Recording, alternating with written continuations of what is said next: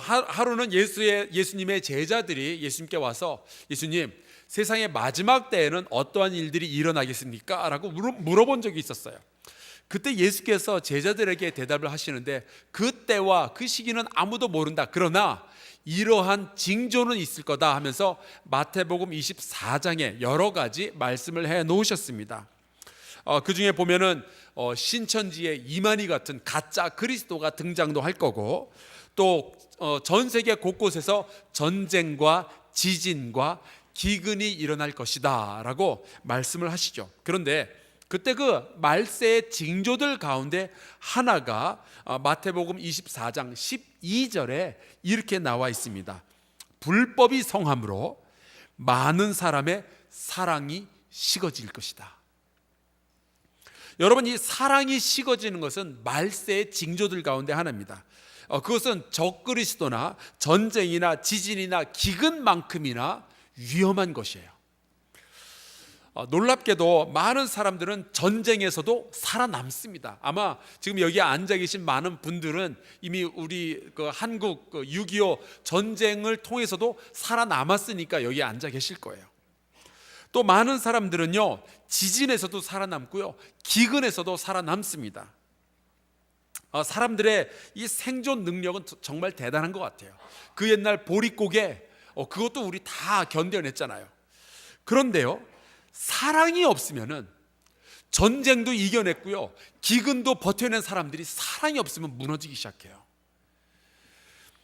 가정부터 시작해서 우리를 행복하게 하는 모든 것들이 사랑이 없으면 하나둘씩 다 파괴되기 시작합니다. 사랑이 없으면요, 우리 인생의 의미 자체가 파괴되는데, 전쟁에서 살아남은들, 기근에서 살아남은들 뭐 하겠어요? 사랑이 없는데. 그래서 제가 드는 생각인데요, 말세의 징조들 가운데 인류에게 가장 치명적이고 위험한 것은 전쟁이나 지진이나 기근이 아니라 사랑이 식어지는 겁니다. 그래서 제가 요즘 참 위기감을 느껴요. 우리 한국 사회가 왜 이렇게 갑작스럽게 사랑이란 면에 있어서 급격한 냉각 속도를 보이고 있는지 모르겠어요. 오늘 우리가 함께 읽은 이 에베소서의 말씀은 사도 바울이 에베소 교회에게 써 보낸 편지 글입니다. 이 편지를 쓸 때 이 편지를 받는 에베소 교회 교인들은요, 이 사도 바울의 고난에 대해서 굉장히 걱정이 많았습니다. 이 감옥에 갇혀 있었거든요. 감옥에 갇혀서 얼마나 힘드실까, 거기에서 앞으로 죽을지 살지도 모르는 가운데서 얼마나 고통스러울까, 걱정이 굉장히 많았었습니다. 여러분 같으면 그러시지 않겠어요? 만약에 담임 목사가 복음을 전하다가 감옥에 갇혀 있으면 여러분들도 걱정을 많이 하시지 않겠어요? 제 생각이지만 우리 장로님들 같으면은 매일 제가 갇혀 있는 감옥에 면회도 오시고요, 또 오시면 사식도 넣어주시고 또 용돈도 넣어주시고 그러시지 않겠어요? 예, 아멘 하셨어요? 근데 어떤 조폭들은요, 형님 혼자 계시면 외롭다고 감옥에 같이 들어오기도 한대요. 저희 우리 부목사님들 제가 먼저 가 있을 테니까 기대하고 기다리겠습니다. 제가 에베소 교회 교인들은 그런 마음을 가지고 사도 바울, 감옥에 갇혀 있는 사도 바울에 대해서 걱정하고 있었어요. 그런데 이 에베소서를 우리가 가만히 읽어보면요, 상황이 반대가 됩니다. 정말 걱정해야 할 대상은 사도 바울이 아니라 에베소 교회의 교인들이었어요. 에베소 교회 교인들은 사도 바울을 걱정했지만, 오히려 사도 바울은 감옥에 갇혀 있었어도 에베소 교회 교인들에 대해서 걱정을 합니다. 에베소서 3장 13절에 사도 바울이 이렇게 이야기하고 있어요. 너희를 위한 나의 여러 환난에 대하여 낙심하지 말라. 내 걱정하지 말라. 그러면 누구 걱정해요? 니들 걱정을 해야 된다라고 말씀을 하고 있어요. 이 에베소 교회의 성도들 가운데 이 마귀가 틈을 타고 들어왔습니다. 그래서 그 성도들 가운데 있어야 할 사랑들이 무너지기 시작한 거예요. 가정의 사랑들이 무너지기 시작하고 이 교회 안에, 성도 간의 사랑이 무너지기 시작한 겁니다. 그것을 사도 바울이 염려하면서 보낸 편지가 바로 이 에베소서예요. 물론 교회 안에서는요, 그 사랑 없는 사람들이 교회로 많이 들어오죠. 문제 있는 사람들, 죄인들, 사랑을 많이 받지 못한 사람들, 그런 사람들이 교회에 들어와서 있다 보니까 바깥에서 볼 때는 교인이 왜 그래? 뭐 그런 얘기 들을 수도 있습니다. 여러분, 저는 그렇게 문제 있는 사람들이 교회에 들어오는 거는 아무 문제가 되지 않아요. 문제는 교회 안에서 그런 사람들이 만들어지는 게 문제예요. 사랑 없는 사람들이 교회 안에서 만들어지면 그건 정말 큰 문제인데, 이 에베소 교회 안에서 그런 일들이 일어나기 시작한 겁니다. 그래서 이 사도 바울은 그 에베소서 6장 끄트머리에 가면은 그 자녀와 부모의 사랑에 대해서 가르치고, 또 남편과 아내의 사랑에 대해서 가르치고, 그 다음에 심지어 종과 주인의 사랑에 대해서도 가르치기를 마다하지 않았어요. 그런데 어떻게 사랑할까에 대해서 가르치는 것은 사실 사람마다 그 사랑의 방법이 다 다르기 때문에, 만약에 그것을 하나하나 가르치기 시작하면 한도 끝도 없을 거예요. 그래서 사도 바울은 오늘 우리가 읽은 이 말씀에 사랑하기 원하는 교회가 지켜야 할 원칙에 대해서 이야기를 하고 있는데, 그것을 사도 바울은 기도라는 것으로 말씀을 하고 있습니다. 17절에 이렇게 기도하고 있죠. 너희가 사랑 안에서 뿌리가 박히고 터가 굳어져서 능히 모든 성도와 함께 지식에 넘치는 그리스도의 사랑을 알고 그 너비와 길이와 높이와 깊이가 어떠함을 깨달아. 예수 그리스도의 사랑만 경험하고 그 사랑이 내 안에 있고 그 사랑을 잘 깨닫기만 한다면 이 에베소 교회 안에서의 사랑의 문제는 해결이 될 것이기 때문에, 사도 바울은 이것을 자기가 무릎을 꿇고 기도해야 할 기도의 제목으로 삼았습니다. 에베소 교회가 사랑을 위해서 가장 먼저 해야 할 일은 그리스도의 사랑에 뿌리를 내리고 하나님의 사랑을 공급받는 일이었어요. 이 하나님은요, 사랑을 참 잘 하시는 분입니다. 하나님은 못 하시는 것이 없지만 그 중에서도 제가 보기에 가장 잘 하시는 것이 사랑이에요. 하나님의 전공이 사랑입니다.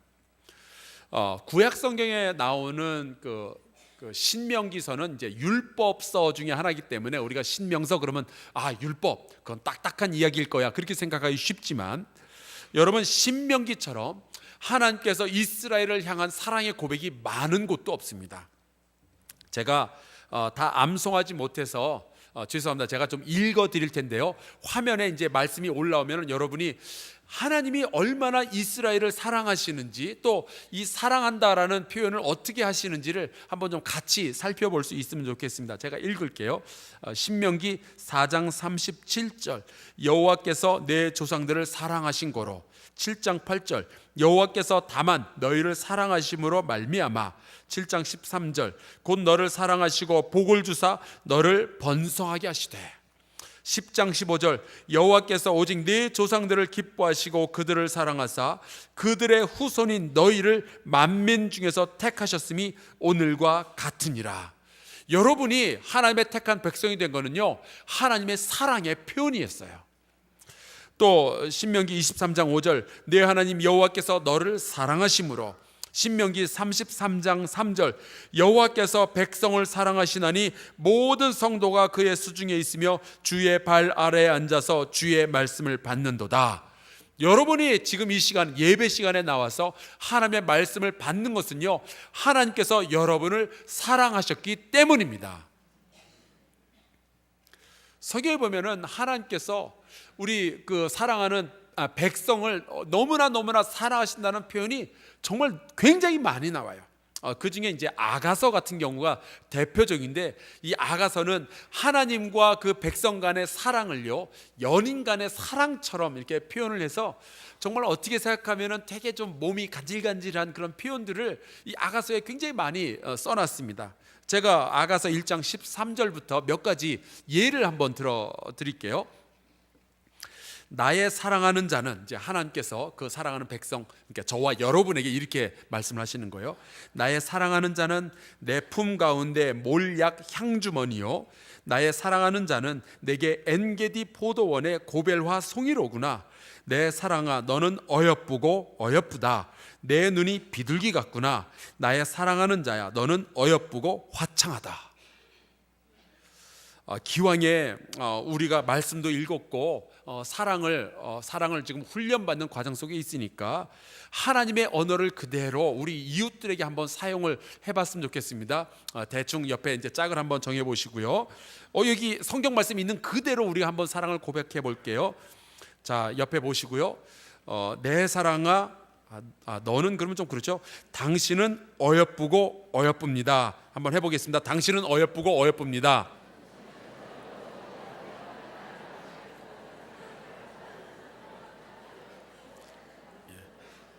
그 다음에 이렇게 돼 있네요. 자, 또 해봅시다. 당신의 눈은 비둘기 같군요.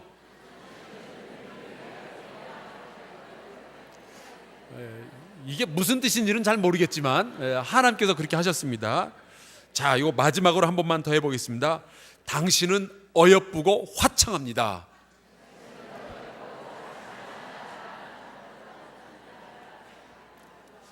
이게 하나님께서 그 백성을 향해서 하시는 사랑의 고백입니다. 여러분 모두는 하나님의 눈에 어여쁘고 화창함을 믿으시기를 주의 이름으로 축복합니다.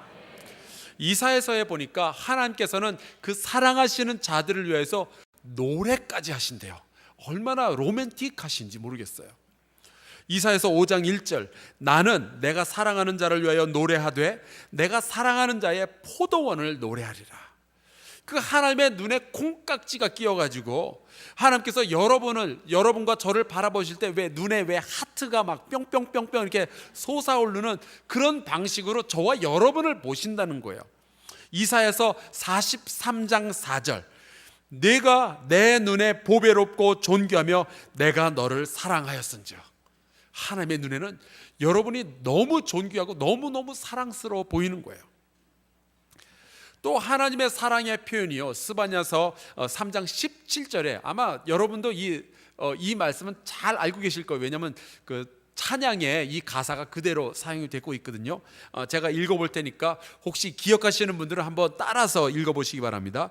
너의 하나님 여호와가 너희 가운데에 계시니 그는 구원을 베푸실 전능자이시라. 그가 너로 말미암아 기쁨을 이기지 못하시며 너를 잠잠히 사랑하시며 너로 말미암아 즐거이 부르며 기뻐하시리라. 여러분, 그래서 요한복음 3장 16절이 말이 되는 거예요. 하나님이 세상을 이처럼 사랑하사 독생자를 주셨으니 이는 그를 믿는 자마다 멸망하지 않고 영생을 얻게 하려 하심이라.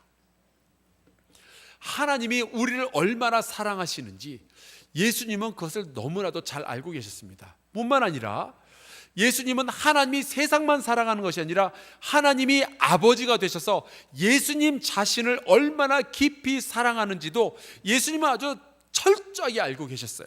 그래서 요한복음 17장 23절에 이렇게 말씀하십니다. 아버지께서 나를 보내신 것과 또 나를 사랑하심 같이 그들도 사랑하신 것을 세상으로 알게 하려 함이로소이다. 요한복음 17장 24절, 아버지께서 창세전부터 나를 사랑하심으로, 이게 예수님의 고백이에요. 하나님께서 나를 사랑하심으로 내게 주신 나의 영광을 그들로 보게 하시기를 원하옵나이다. 아버지께서 창세전부터 나를 사랑하셨다. 이 예수 그리스도의 고백이 여러분의 고백이 될 수 있기를 주의 이름으로 축복합니다. 하나님께서는 창세전부터 여러분을 사랑하셨어요. 그런데 이 사랑을 과연 우리가 어떻게 우리 교우들 가운데 내 가정과 내 직장에서 이 사랑을 전하고 서로 사랑할 수 있게 될 것이냐, 이게 문제인데, 사랑은 그냥 내버려 둔다고 자라나지를 않아요. 우리는 이 사랑을 반드시 배우고 사랑을 받고 훈련을 해야 또 사랑하는 사람이 될 수가 있습니다. 지난주에 말씀을 드렸죠. 사랑을 받은 자가 또 사랑을 잘 해요. 지난주에 예배를 마친 후에 이제 온 가족이, 혹시 가족이 오셨으면은 아내와 남편이 혹은 자녀가 같이 왔으면은, 연인이 같이 왔으면은 올라오실 때, 1층으로 올라오실 때 손을 붙잡고 올라와서 담임 목사에게 검사를 받고 그 다음에 사랑합니다로 인사를 하겠습니다라고 했더니 정말 굉장히 많은 분들이 자연스럽게 아들 손, 딸 손 혹은 남편과 아내의 손을 붙잡고 올라오셨어요. 정말로 보기 좋았습니다. 반면에 여전히 따로 나오시는 분들이 계시더라고요. 막 어색해서 어쩔 줄 모르는 분들, 또 좀 안타까운 거는 목사님이 이렇게 쳐다보고 있으니까 아내는 남편 손을 잡으려고 그러는데 남편은 또 왜 이래? 손을 빼시는 분들도 있고 말이에요. 참 이게 다양했습니다. 여러분, 이 사랑이라는 것은 누가 시킨다고 혹은 결심만으로 되는 것이 아니에요. 사랑하기 위해서는 사랑을 받고 또 사랑을 배우고 그 사랑을 훈련받아야 또 사랑을 잘 할 수가 있게 됩니다. 그래서 예수께서 우리에게 이렇게 말씀을 하시는 거예요. 내가 너희를 사랑한 것 같이 너희도 서로 사랑하라. 그 사랑을 경험한 사람이 예수 그리스도의 사랑을 또 다른 사람에게 해줄 수가 있게 되는 거죠. 왜 이렇게 사랑을 내가 다른 사람에게 하기 위해서는 받고 훈련하고 또 배워야 될까요? 그것은 사람마다 사랑의 방식들, 사랑의 언어가 다 각각 다르기 때문에 그래요. 정확하게 사랑을 할 줄 알아야 되는데 이게 쉽지가 않습니다. 나는 사랑이라고 하는데 상대방은 사랑으로 느끼지 못할 때들이 있어요. 제가 예를 한번 들어볼까요? 여러분 중에 지금 이 사진을 기억하는 분들이 계시는지 모르겠는데 1981년에 그 미국의 레이건 대통령이 저격을 당했던 사건, 그 사진입니다. 그 대통령을 총으로 쐈던 사람은 그 존 힝클리라는 당시 25살의 미국 청년이었어요. 아니, 왜 자기 나라 대통령을 총으로 쐈는가 알아봤더니 이 청년은 그 당시 되게 예뻤던 조디 포스터라는 여자 배우를 너무너무 사랑해서 그 여자 배우한테 막 편지도 보내고 그랬는데 자기 사랑을 안 알아준단 말이죠. 그래서 자기의 사랑을 조디 포스터에게 증명해보고 싶었어요. 그래서 그 증명의 방법으로 자기 나라 대통령을 총으로 쏜 거예요. 그래서 이 사람의 그 사랑에 감동을 해가지고 조디 포스터가 이 남자의 사랑을 받아들였을까요? 천만에요. 몸서리를 쳤어요. 이 남자가 사랑한다면서 쫓아가면 아마 도망갔을 거예요. 뭐 여러분들 아시는지 모르시는지 모르겠지만 오클라호마에서 태어났거나 오클라호마에서 잠시라도 살았던 사람들은 웬만하면 다 인격자고요, 굉장히 좋은 사람이에요. 그런데 이 존 힝클리가 오클라호마 출신입니다. 더 놀라운 거는요, 이 사람의 아버지는 여러분도 저도 잘 알고 있는 월드비전이라는 단체의 미국인 총재였어요. 하나님의 사랑을 고통 중에 있는 전 세계의 어린이들에게 전하는 국제구호기구의 미국 대표가 이 사람의 아버지였는데,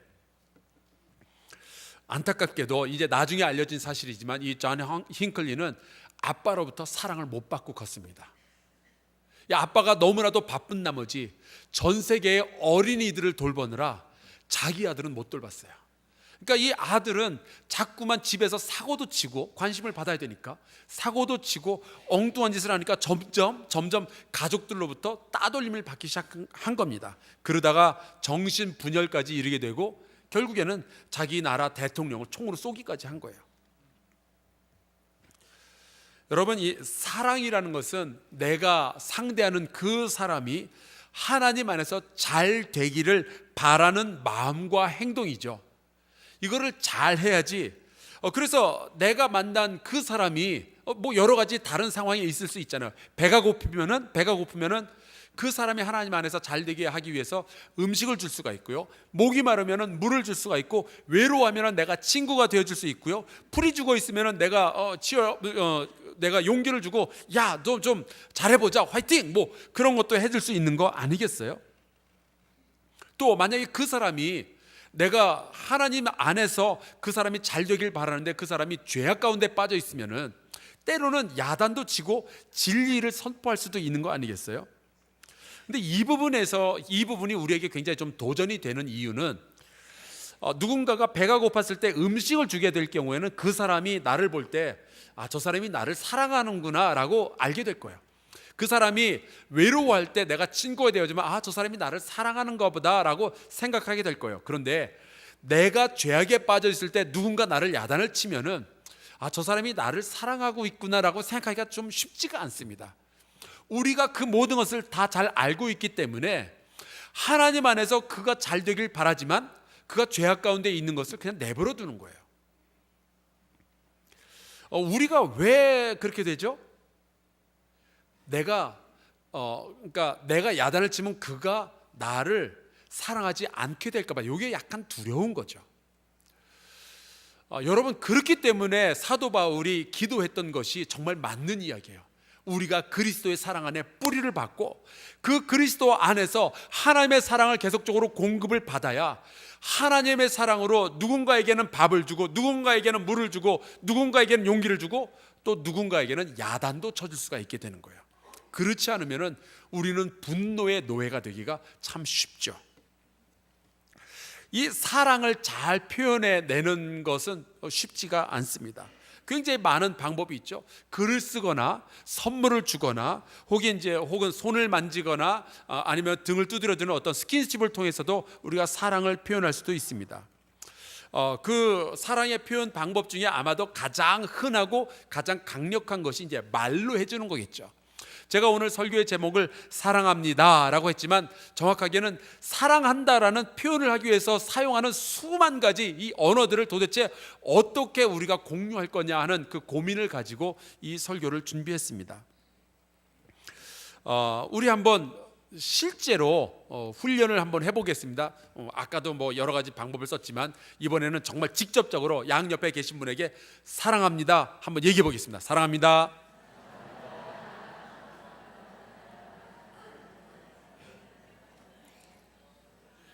근데 벌써 이 사랑합니다라는 말을 하면은 제 머릿속에 떠오르는 몇 가지 옛날 노래들이 있습니다. 그중 하나가 사랑이란 말은 너무너무 흔해. 사랑해, 너를 사랑해, 사랑해, 사랑해, 뭐 이런 노래. 또 아마 여러분 가운데 40대 이상 되신 분들은 제가 이 노래를 부르면은 제일 끄트머리를 아마 여러분이 완성시키실 수 있을 것 같아요. 제가 한번 불러볼게요. 천만 번 더 들어도 기분 좋은 말. 우리 굉장히 이런 것에 익숙해져 있고요. 그런데 우리가 이 언어, 사랑의 표현으로 사랑을 시작할 수도 있고요, 때로는 사랑을 끝내기도 해요. 언어 때문에 사랑이 세워지기도 하고 사랑이 무너지기도 합니다. 그래서 에베소서 4장 29절에 이 사도 바울이 그리스도의 사랑에 뿌리받고 그리스도의 사랑을 잘 배워서 뭘 하라고 하는 거 아니? 무릇 더러운 말은 너희 입 밖에도 내지 말고 오직 덕을 세우는데 소용되는 대로 선한 말을 하여 듣는 자들에게 은혜를 끼치게 하라. 내가 좋아하는 말, 내가 하고 싶은 말을 하는 것이 아니라 덕을 세우는데 소용이 되는 말, 하나님이 내 안에 사랑으로 충만하게 채워주시면은 그 사랑으로 인해서 밀려 나오는 사랑의 언어들이 있는데 그런 말을 해야지 더러운 말들, 그런 이야기는 절대로 해서는 안 된다라는 거죠. 그런데 이런 그 언어를 사용하는 것이 정말 쉽지가 않은 게, 똑같은 사람이 똑같은 말을 하더라도 누구에게 하느냐에 따라서 그 효과가 완전히 달라질 수가 있습니다. 저희 가정이 이제 5년 전에 미국에서 거의 17년 정도를 살다가 5년 전에 이제 한국으로 들어왔잖아요. 그때 저는 이제 교회 일을 하느라 굉장히 바빴고, 저는 이제 아들이 둘인데 두 아들이 좀 고생을 좀 했습니다. 미국에서 태어나서 영어로만 살다가 한국에 들어오니까 너무 환경의 변화가 큰 거예요. 제 큰아들은 굉장히 마음이 깊고 따뜻한 아이입니다. 그런데 한국에 변화되는 이 환경 속에서 많이 좀 힘들어 했었어요. 때로는 아이를 야단치기도 하고 뭐 이런저런 이야기를 했지만, 어느 날 이 힘들어하는 아들을 위로를 좀 해보고 싶어서 제가 방에 들어가서 뭐 이런저런 말을 하다가 아들에게 이런 말을 했어요. 제가 뭐 정확지는 않지만, 오래된 이야기라 정확지는 않지만 대충 이렇게 이야기를 했습니다. 아들아, 나는 너를 사랑하고 내가 말하는 거라든지 뭐 내가 웃는 거, 내가 걷는 거 내가 다 좋아하고 너무너무 사랑한다. 나는 내가 네 아빠인 것이 자랑스럽다. 뭐 그랬더니 이 아이가 되게 쑥스러워하면서도 자기도 아빠를 사랑한다라는 표현을 어느 정도 해주는 거예요. 제가 이 아들의 반응을 보면서 용기가 생겼어요. 둘째 아들에게 갔습니다. 그래서 저 이제 같은 말을 이 둘째 아들한테도 했어요. 아들아, 나는 너를 너무너무 사랑하고 내가 말하는 거나 웃는 거나 걷는 거 다 좋아해. 나는 네 아빠가 된 것이 너무나도 자랑스러워. 그랬더니 이 아이가 저를 빤히 바라보더니 저한테 그런 말을 하는 거예요. 아빠 코에 코딱지 달렸다?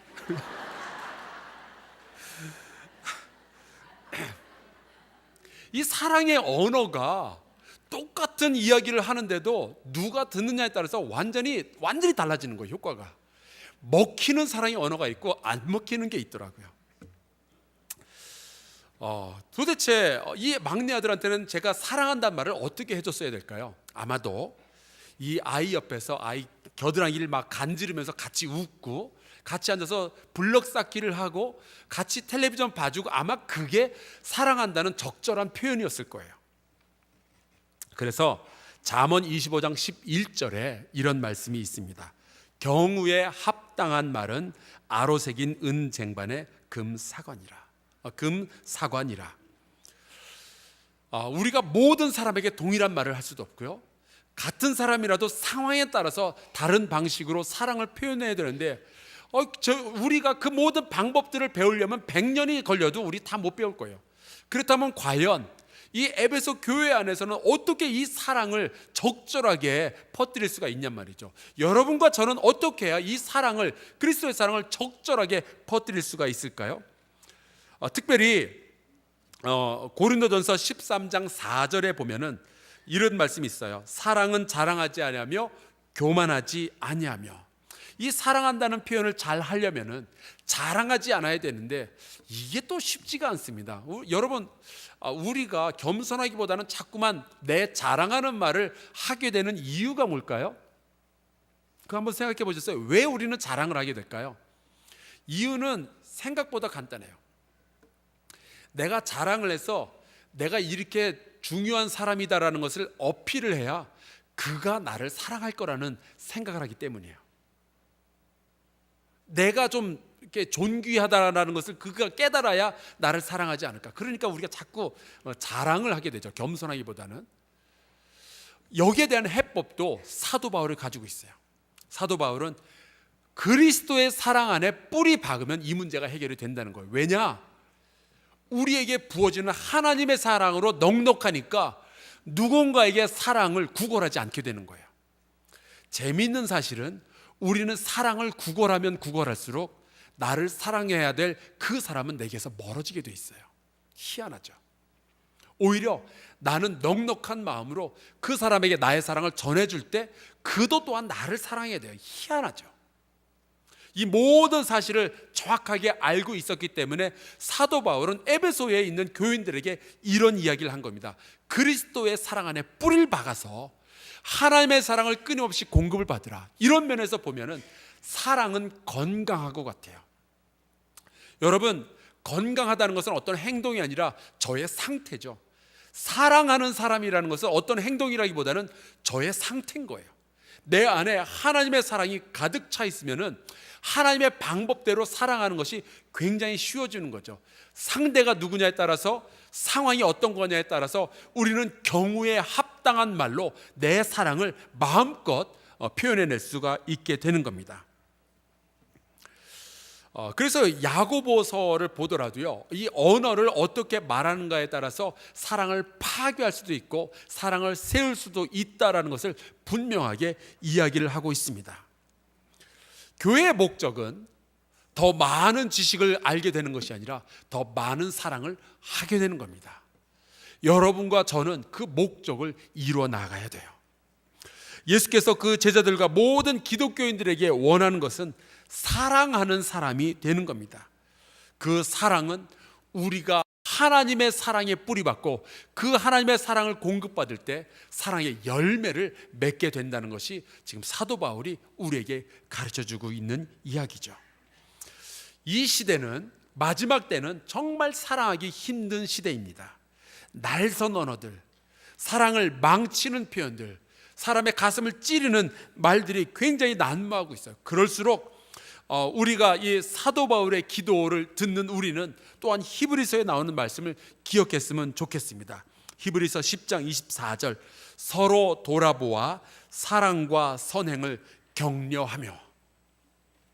히브리서 13장 1절, 형제 사랑하기를 계속하고.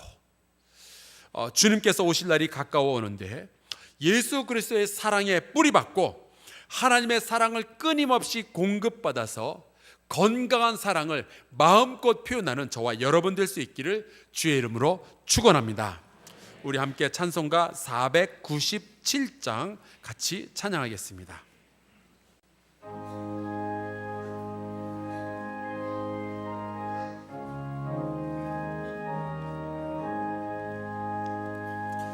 주 예수 넓은 사랑 끝끝인 은혜를 나 힘써 전밤은 참 기쁜 일일세. 주 예수 복된 말씀 생명과 진리요 내 맘의 갈급함을 다 채워주시네. 예부터 전한 말씀 주 예수 크신 사랑 나 항상 전파하기 참 기뻐하도다. 이 말씀 전할 때에 내 마음이 기쁘고 그 말씀 전할수록 새 기쁨 넘치네. 구원의 복된 말씀 못 들은 사람이 세상의 많음으로 힘써서 전하세. 예부터 전한 말씀 주 예수 크신 사랑 나 항상 전파하기 참 기뻐하도다. 이 말씀 들은 사람 또 듣기 원하고 목말라 사모하니 그 말씀 진리라. 그 나라 영광 중에 나 부를 새 노래. 예부터 전한 말씀 이 말씀뿐일세. 예부터 전한 말씀 주 예수 크신 사랑 나 항상 전파하기 참 기뻐하도다.